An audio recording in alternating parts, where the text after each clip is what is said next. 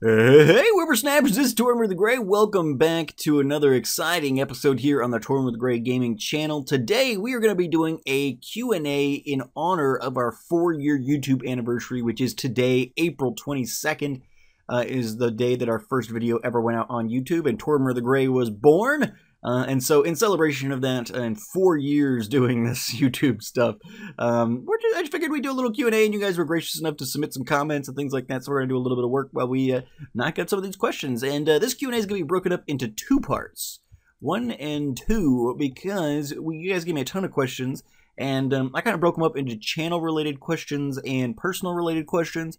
And so we're gonna cover the channel-related stuff in-game today, and then... well, right now, in this episode, and I think maybe later today, the personal questions will come out. So there'll be 2 episodes that come out today in honor of the 4-year. This one came out this morning, and then the personal questions will come out later this evening. So keep an eye out for that. We're here on the TimeShot server, which is kind of the path that my 4 years has led me in at least my Minecrafting portion of my gaming career. And so now we're going to go down and we're going to actually work on the donator, digging out the donator haul a little bit, because it's something that I have not done or completed yet, and things that really need to get going. I really need to get this donator haul completed for you guys, because in my 4 years here on YouTube, you guys have been such great supporters and everything like that, that I really need to get this cranking for you. So let's see. Okay, so these 2 are basically dug out. All right, so we're going to jump in with the questions while I kind of figure this out, and we'll run through these, and however long it takes is how long it's going to take, but we'll kind of write it out. There's not as many channel-related questions, actually, surprisingly. Not as many channel or gaming-related questions as there were personal questions. So, yeah, this shouldn't be too crazy long of a segment, as long as I actually get into it and stop stalling here. So, question number 1 comes to us from Chris, and he says, have you ever met any of the TimeShot members in real life? And actually, the answer to that question is yes. I actually have. I've met maybe even most of the TimeShot members. And by most, I mean strictly a majority of them. Let me think about that for a second. Yeah, I think so. So before I even joined TimeShot, actually, I was on a Pixelmon server with Win, and we realized that me, Win, Code, who I didn't even know who Code was at that time. I had no frame of reference for Code, but at that time, me, Win, Code, and actually JC'd, all kind of realized we were all within a couple of hours of each other, so we all had lunch at one point. This was actually just about 2 years ago now. I was up in the Michigan area picking up my puppy, actually, the Fuzzball. It was almost exactly just over 2 years ago now, because I was up in Michigan picking him up and decided to stop and have lunch. And so I had lunch with JC, who's not a TimeShot member but is a friend of mine, and Win and Code. So we all had lunch, and then later then at PAX, I got to meet. So I'd already met Win and Code, but I got to see Win and Code again, and then I got to meet Poet and Fabe. Beeries at the time was on the server, and we got to meet Beeries, Anasia, Fultron's a former TimeShot member. So yeah, I've gotten to meet a lot of the TimeShot members in real life. Thank you so much for the question, Chris. Chris also asks, has anything changed for you since you started the Jurassic World series? Feelings or hours spent on the world? Yeah, so actually both. Both have changed for me. And honestly, I'm kind of at a place with the world right now. Although right now, so when I started answering these questions, I was in a bit of a tougher place with the world. But right now, I'm, lately, I guess I'll answer it lately, because whichever. Lately, I've spent a lot more time in the world, because I was kind of rushing to get the world download ready for 100 episodes, and I had put a lot of pressure on myself to get the park kind of ready. So I was spending a lot more time in the park and enjoying it a lot less than I had been in the past. So I kind of burnt myself out on that world. There may be an episode, I said in episode 100 we might be going on a slight break with that, and that just means kind of, I'm only going to update as I feel inspired for a little while here. And that's going to remain true, but I feel like I'm going to put out an episode of that within a couple of weeks. But yeah, a little burnt out on the dinosaur world, just because it's one of those things that, it's just, you put so much pressure on yourself, and you just do nothing but work constantly. Like, I didn't get to have really any fun in that world for a really long time. And anytime I wasn't doing anything productive either for work or for my real life or for YouTube, I had to be playing that. It was like I couldn't play any games for fun. I was just like forcing myself to play Jurassic World. So yeah. And will I be streaming that anytime soon is the kind of the last part of that question. And I don't have any strict plans to do so necessarily. But once I get through a couple of the indie games I've got that I want to play through, I'll probably put it on the schedule. So yeah, it'll be kind of up to you guys at that point. I'll put like Tuesdays are generally like, unless I've got a game picked out that I really want to play, which usually those are one-shots. I'll do like indie games on Tuesdays. Unless I have one of those, I usually leave it open to you guys to pick those. So it'll be on the poll, and if people want to see Jurassic World, they can vote for it. Yeah, I don't have any strict plans to stream it because I don't know. It doesn't really feel like a world that I'm gonna stream in. Like I don't know. It's not like Time Shot where there's lots of shenanigans to do and things like that, or I don't know. But no strict plans. But if people want to see it and they vote for it on a poll at some point, then yeah, we'll stream in the Jurassic World. All right. So thank you, Chris, so much for your questions. Addie then asks, a good friend of mine from the Far Side server. Addie asks, what's your favorite LP series that you've watched on YouTube? I had to think about this a little bit, but I go back to sheer like joy and mystery in series that I've watched, and I really enjoyed B-Dub's Cube World series. Actually, Cube World was a game that was kind of coming out right when I was starting YouTube. It kind of came. I started YouTube in April of 2013, and I think Cube World came out like that summer. And it was this little indie game that unfortunately kind of died in the water. Sold a bunch of copies and things like that. Everyone was really hyped about it. All the Minecraft guys were playing it, and I really loved watching a B-Dub's series of Cube World. I also went back to Beef's Pixelmon series. At some point, Vintage Beef did a Pixelmon series, and I don't think I had gotten a chance to play Pixelmon yet at that point. It was kind of the same thing with like B-Dubs. I hadn't really gotten my hands on a copy of Cube World yet, and so I was just kind of enraptured with this series. I loved the games, and I eventually bought and played Cube World. Actually, Cube World was the second series I did on my channel. It only lasted like 7 episodes or something because nobody was watching it, and in those days it was like literally one person watched an episode. I was like, all right, and the game was still kind of in alpha stage, and there wasn't enough to really do a ton on, I guess. So I once I kind of hit all the core mechanics, I was like, okay, nobody's watching it, so we're not gonna play any more of this game. But yeah, so Beast's Pixelmon series, which eventually led me to finally getting around to playing Pixelmon myself. Which now we've got our Pixelmon Patreon server that's launching soon, which I'm very excited about that as well. Pixelmon's just a very fun. It's like that Pokemon MMO that you've always wanted, but Nintendo's probably never going to give us. Yeah, that's what Pixelmon has ended up being for me. And so yeah, those 2 series I really enjoyed watching those. And then Addie's next question, and actually both Addie and D-Miner asked the same question. What's your favorite series that you've done on YouTube?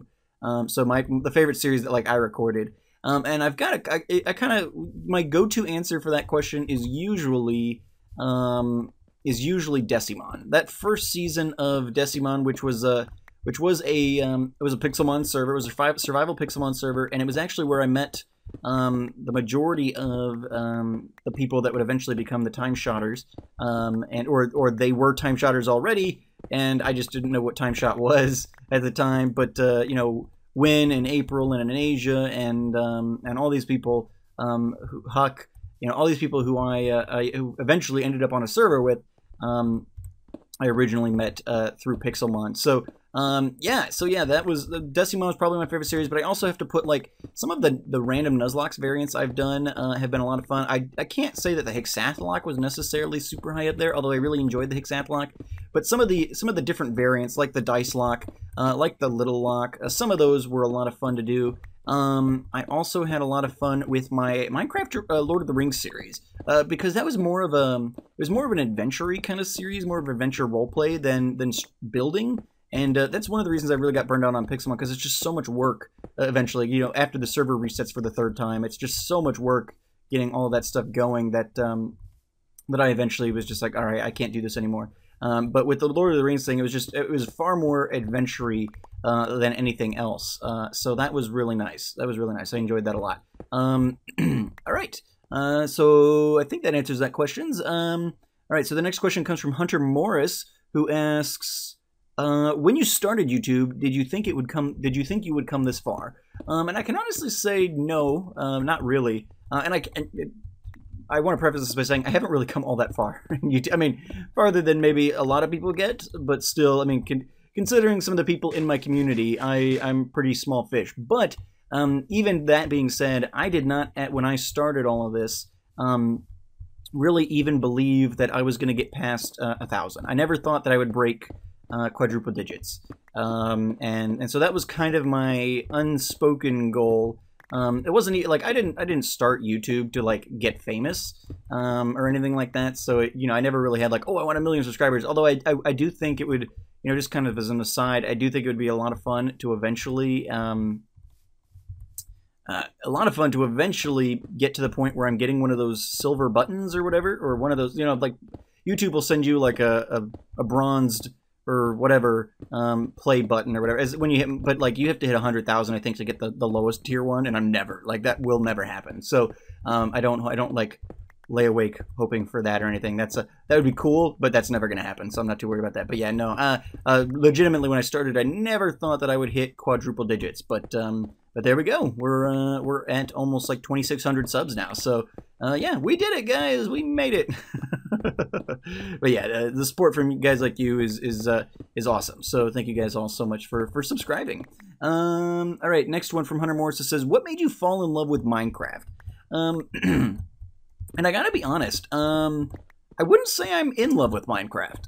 I play a lot of Minecraft, so I can understand how you would get how you might think that, because a lot of the stuff on my channel ends up being Minecraft stuff. But I've always said I think Minecraft makes a better engine than it does a game, if that makes sense. A better game engine than it does a game. Because really, some of the most fun I've ever had in Minecraft is completely disconnected from the vanilla game itself, in the sense that like it's all modded stuff. It's all stuff that people have taken the base engine of Minecraft and they've built other really cool games on top of it. So Pixelmon, Minecraft Lord of the Rings, all of these things, those are my most fun times in Minecraft. This vanilla stuff is fun, but vanilla Minecraft, unless you're on a multiplayer server like this, I would have stopped playing vanilla Minecraft years ago. If I hadn't gotten into modded, or like if I wasn't a content creator on a server with other people, I wouldn't still be playing Minecraft at all. So yeah, I can't even say that I'm in love with Minecraft. I'm in love with the people that I've connected with through Minecraft. Like, some of my best friends these days are like JC and K's. I talk with them in Discord all the time, or all the time shotters, or even people like Addy, who I was on Farside with back in the day, and we still chat on occasion, and he hangs out and watches my videos. I watch it. Like we're still connected within the community, and so those kind of relationships are really what has made me love. If I love Minecraft at all, it's the relationships that I've built through Minecraft. I don't really like in my top, probably not even in my top 5 favorite games series of all time. Minecraft probably doesn't even crack that list. So, but yeah, it's a great engine. It's a great engine. People have done really cool things with it. But the vanilla game itself is sometimes very frustrating, especially as the development continues and they just continue to add or do things that nobody asked for and nobody wants, sort of thing. But yeah, we're getting into a rabbit hole we don't need to get into within this Q&A. But no, I wouldn't say I'm in love with Minecraft. It's a great game engine though, and I've really liked the people that I've met through it. All right, let's throw this out. Do you have any games that you've wanted to LP/stream but you've never been able to? This comes from D Minor. And honestly, I couldn't come up with one, because a lot of those games that I would probably answer this would have been like Mass Effect, which is one of my favorite games of all time. But I'm actually currently in the process of streaming it. We're through the first game, and we're partway through the second game. And so yeah, we're doing it. We're doing it. It's happening. The other one would probably be the Jak and Daxter series, which kind of similarly, we got through the first game, we got partway through the second game, and just nobody was watching it. And I don't have the time, as much as I love the game, if nobody else is going to watch it, I don't have the time to put into doing a series like that. So I cut that one short, but honestly, I'm okay with it. I've played the games dozens of times myself, And if I ever have free time, I'll play it through by myself just fine. Like, it doesn't really matter to me, because I played them so many times, and if nobody else wants to watch them, that's fine. That's fine. But the only game I could really come up with was there's this one game, and this isn't even on me. This is kind of on the developers thing, which probably doesn't really qualify for this question so much. But there was for years the developers have talked about a game called Firefly Online, which is supposed to be an universe-expanding game for the Firefly TV series. That's one of my favorite TV series of all time, and they were going to make this game, and they even eventually ended up getting, like, the original voice actors to come in and voice their characters for the games or whatever. It sounded like it was going to be really cool. At one point, it was being called an MMO, which I think was being misappropriated. I don't think it was ever, like, reading the description of the game, I'm like, I don't think this is an MMO. I think you're calling that inappropriately. But but yeah, that was a game I was really excited about. I think it was supposed to come out, though, in, like, 2014. I think maybe it was even originally going to be coming out in 2013. Like, it's been a game that we've been waiting for a very long time, and at this point, I'm pretty sure the game's just dead. I don't think it's ever gonna come out. Which is unfortunate because it sounded very cool in concept. Yeah, I mean, really, that's the only one I could think of that, like, man, I really wish I could have played that game on the channel. So yeah, probably, in fact, we're just gonna throw all this in here for now. So probably that Firefly Online game, and you guys can look it up. It's basically, you know, it sounded like it was gonna be cool, and it was, development seemed to be chugging along for a good long while, but then everything kind of fell off the tracks, and haven't heard anything about it in over a year, and even then it'd been like a year since the last update, and their last update was just like, yeah, no, we're still alive. But yeah, at this point, I don't think anybody really buys that. So yeah, that's probably it. Okay, so thank you, D-Miner, for your question. Nathan Plays asked, if you know all the Gen 1 numbers 1 through 51, what's your favorite Pokemon between 51 and 78? I don't have all of them memorized. I can't claim that. I could probably list all the Gen 1 Pokemon. In fact, at one point, I attempted to do that, but, well, that was in college. But, yeah, so, anyway, that's, I had to look it up, and probably my favorite Pokemon within that range is Primeape. So Primeape's one of those Pokemon that always kind of makes it up on my list. And so, yeah, probably Primeape is my favorite Pokemon between numbers 51 and 78. Of the original 151. So thank you so much for the question, Nathan Plays. Shunosaurus then asks, outside of Little Cup, which is a Pokemon tier, or it's a tier of Pokemon, what is your favorite tier? So he's talking on, like, Pokemon Showdown, Smogon things, for competitive Pokemon battling. And honestly, I don't have one. It's Little Cup or nothing for me. The only other battles that I really do on Showdown, outside of my current Gray version series, which is I only battle in these other tiers because of you guys, the only other tier I ever do is randoms. So no, or potentially like the VGC. I do occasionally enjoy doing the VGC stuff, but never really like super competitively. It's just kind of fun because it's like the only actually competitive Pokemon tier that exists. Everything else is just kind of for fun. Even like all the OU, like all the laddering and everything was like, yeah, none of that matters because really the VGC is the only legitimate competitive Pokemon thing. So yeah, probably those, but really it's a Little Cup or nothing for me. All right, how do you feel about the diversity in your fan base despite it being so small? And that comes to me from Celine Eleanor. And it's something that's really cool. And I don't even necessarily like talk specifically about my fan base when I say this, but although it does apply to my fan base, but just the fact that, you know, this whole gaming community at large, you know, I talk to my wife and we're like, you know, we're going to go do traveling and things like that. It's like, oh, well, you know, we're going to go to Ireland. I'll call my friend from Ireland, or, you know, talking about my friends and, oh yeah, my friend in Finland, or my friend over in Canada or Australia, or what I mean, like, I've got friends, you know, and fans all over the world, which is just kind of awesome. And so just the melting pot of, you know, people from all walks of life, all countries, all backgrounds. It's pretty cool. It's pretty cool. So I've really enjoyed getting to know all the different people that being a content creator has opened up to me. That's been a lot of fun.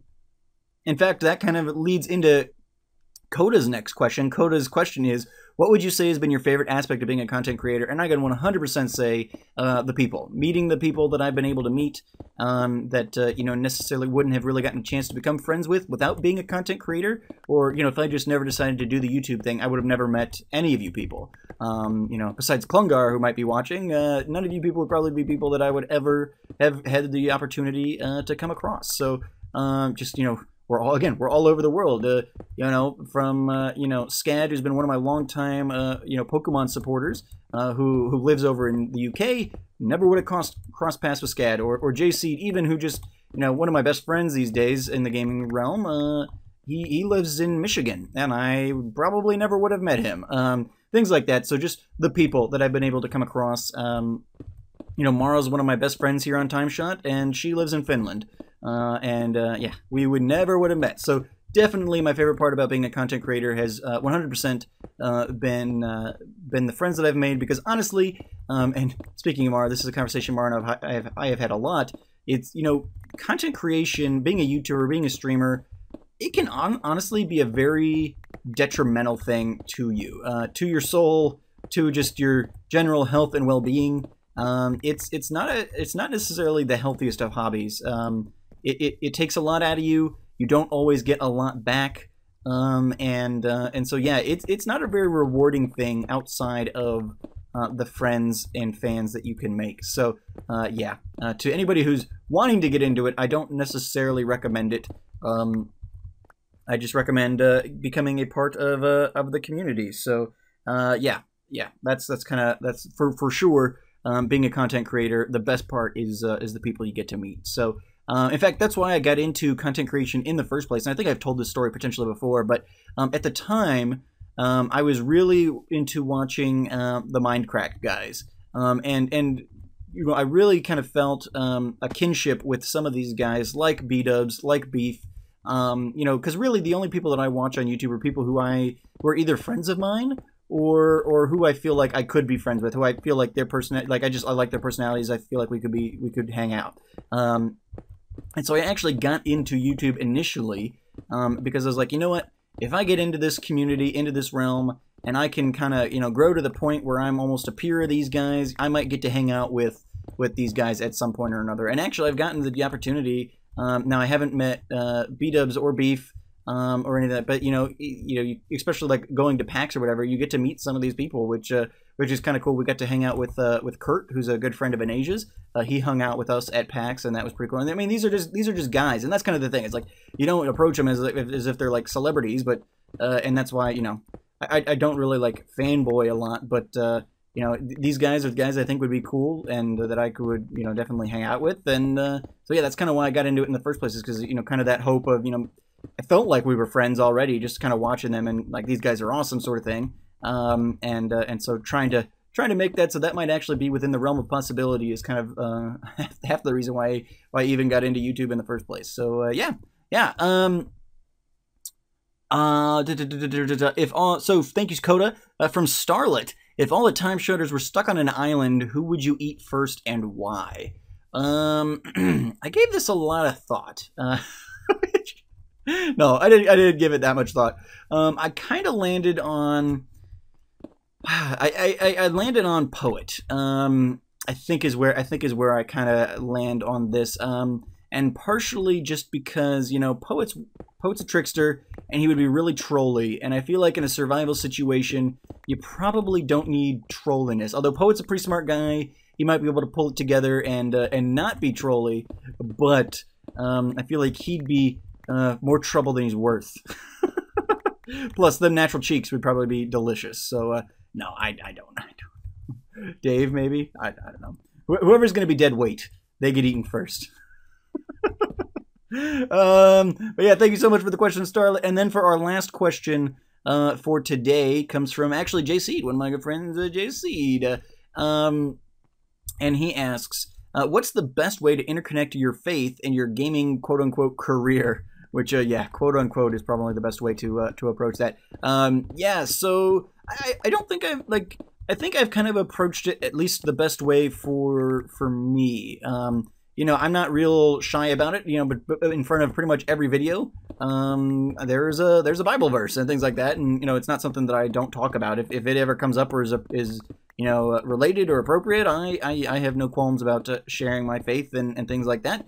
And so I think I've, you know, tried to connect it as best I can. You know, I've tried to even kind of expand how I do that a little bit, with limited success. I actually, at PAX last year, there was a booth for the gaming church, which was kind of like an outreach program, a Christian outreach program for gamers or whatever. And I thought it was kind of cool. I picked up some literature of theirs, and it was kind of interesting. And I've reached out to them a couple of times, you know, like, hey, I'm a Christian content creator. Is there any, like, what can we do to kind of, you know, connect our efforts and things like that? And it's never really, I've never gotten any kind of response back from them, which is kind of unfortunate. But I think that would be kind of a cool, I mean, they're kind of already in the space. How can I kind of lend my efforts to what you guys are trying to accomplish? You know, because I think even the quote on my my Wedlock series right now, or the verse is, you know, if, you know, one can be knocked down and destroyed, but two stand strong together, sort of thing.